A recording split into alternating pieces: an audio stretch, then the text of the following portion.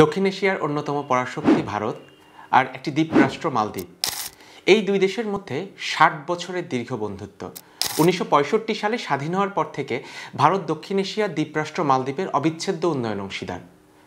ভারতের সঙ্গে ঐতিহাসিক বন্ধুত্বের সম্পর্ক মালদ্বীপের। কিন্তু হঠাৎ কি হলো দক্ষিণ এশিয়ার প্রতিবেশী এই দুটি দেশের মধ্যে? মালদ্বীপ কেনই বা হঠাৎ ভারত বিদ্বেষী হয়ে উঠল? কেন ভারতের জনগণ গণহারে মালদ্বীপ বর্জনের ঘোষণা দিচ্ছে? অনেকেই এটার পেছনে চীনের প্রভাব দেখছেন। অনেকেই বলছেন নেপাল শ্রীলঙ্কার পর এবার মালদ্বীপে চীনের কাছে ভারতের কূটনৈতিক পরাজয় হয়েছে। অনেকে আবার বলছেন শেষ পর্যন্ত ভারত ছাড়া গতি নেই মালদ্বীপের। তবে বিশ্লেষকদের মত, ভারত মালদ্বীপের চরম উত্তেজনার মধ্যে দূরে বসে ঘি ঢালছে চীন। অনেকেই আবার ভারতীয়দের গণহারে মালদ্বীপ বর্জনের পেছনে চীনের ষড়যন্ত্র দেখছেন।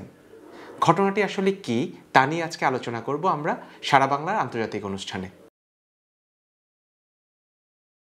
ভারত মহাসাগরের এই যে দ্বীপপুঞ্জ, এই মালদ্বীপকে নিয়ে কেন মরিয়া এশিয়ার দুই পরাশক্তি ভারত এবং চীন? ভারত মহাসাগরের খুব গুরুত্বপূর্ণ অবস্থানে রয়েছে মালদ্বীপ ভৌগোলিকভাবে।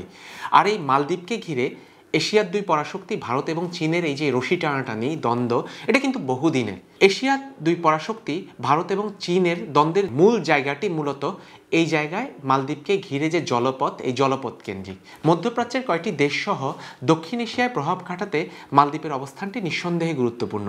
নিজেদের ঘরের উঠান, ভারত মহাসাগরের প্রভাব বিস্তার এবং বাণিজ্যিক জাহাজ চলাচলের জন্য মালদ্বীপে নিজেদের প্রভাব রাখাটা ভারতের জন্য অত্যন্ত জরুরি। এই কারণেই ভারতের এই আগ্রহের কারণে বা দূরত্বের কারণে মালদ্বীপ থেকে চীনের যে দূরত্ব, এর কারণে দীর্ঘদিন মালদ্বীপে প্রভাব বিস্তার করতে পারেনি চীন।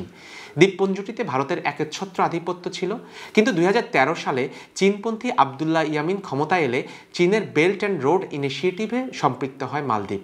আগে থেকেই ভারত মহাসাগরে চীনের প্রভাব বলয় বাড়ানোর সঙ্গে সম্পৃক্ত দক্ষিণ এশিয়া, শ্রীলঙ্কা এবং পাকিস্তান চীনের এই মহাপরিকল্পনা বা এই অবকাঠামোগত প্রকল্পের সঙ্গে সংযুক্ত ছিল।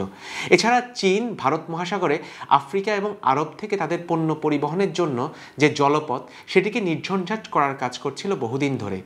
মালদ্বীপের অন্তর্ভুক্তিতে ভারত মহাসাগরে ওমান, পাকিস্তান এবং মালদ্বীপ, বঙ্গোপসাগরে শ্রীলঙ্কা, মিয়ানমার এবং দক্ষিণ চীন সাগরে থাইল্যান্ড, ক্যাম্বোডিয়া ও হংকং চীনের এই মহাপরিকল্পনায় সামিল হয়, যাতে এই পুরো জলপথটি আফ্রিকা এবং মধ্যপ্রাচ্য থেকে চীনে যে আসার যে জলপথ, এটি চীনের জন্য প্রায় নির্ঝঞ্ঝাট হয়ে ওঠে।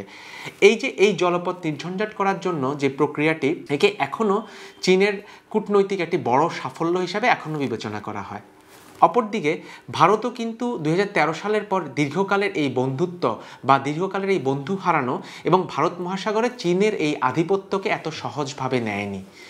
কারণ চীন আফ্রিকার জিবুতি বন্দর থেকে শুরু করে পাকিস্তানের গোয়েদার বন্দর, শ্রীলঙ্কার হাম্বানটোটা, মিয়ানমারের রাখাইনে যে গভীর সমুদ্র বন্দর, একই সঙ্গে দক্ষিণ চীন সাগরের থাইল্যান্ড, ক্যাম্বোডিয়া এবং হংকংয়ে চীনের বন্দরগুলো ভারত মহাসাগরে চীনের আধিপত্যই বাড়িয়ে গেছে কেবল। একে অনেক সময় যে বিশ্লেষকরা, রাজনৈতিক এবং জলপথ আন্তর্জাতিক সম্পর্ক বিশ্লেষকরা দাবি করছিলেন যে চীন ভারতের জলপথকে ঘিরে একটি ব্যারিয়ার তৈরি করছে এই অঞ্চলগুলোকে ঘিরে। আর এই প্রচেষ্টা, চীনের এই দাবির কারণে ভারত মহাসাগরে ভারত অনেকটা একঘরে হয়ে পড়ার মতো ঘটনা ঘটেছিল।